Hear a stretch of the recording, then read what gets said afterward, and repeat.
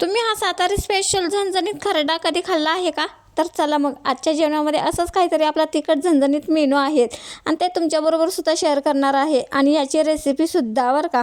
चला इथं एका कढईमध्ये मी हे शेंगदाणे सगळे भाजून घेतले. हे एकदम बारीक गॅसवरती ना भाजून घ्यायचे आहेत आणि थोडेसेच घ्यायचे आहेत भाजून झाल्यानंतर ते एका मी डिशमध्ये काढून घेतले आणि थोड्या वेळ थंड होऊन दिले आणि नंतर हे मिक्सरच्या भांड्यामध्ये काढून घेतले. त्यामध्ये ना थोडासा लसूण घातला, हिरवी मिरचीचे तुकडे हातानेच करून घातले, मीठ आणि जिरं सगळं घालून घेतलं. तुमच्याकडे जर दगडी खलबत्ता असेल ना तर त्यामध्ये तुम्ही हे वाटण करू शकता, पण मी इथं वेळ वाचवण्यासाठी मिक्सरच्या भांड्यामध्येच टाकून घेतलेलं आहे. आणि हे ना आता जाडसर आपल्याला मिक्सरला फिरवून घ्यायचं आहे, एकदम बारीक नाही करायचं ते. आणि ना तोपर्यंत आपली इथं कढईसुद्धा गरम झाली होती.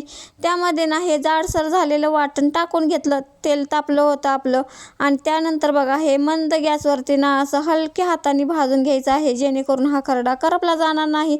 आणि जसं भाजत जाईल ना तसा हा पूर्ण आपला खरडा सुटसुटीत असा कुरकुरीत होतो एकदम आणि खायलासुद्धा ना एकदम भारी लागतो.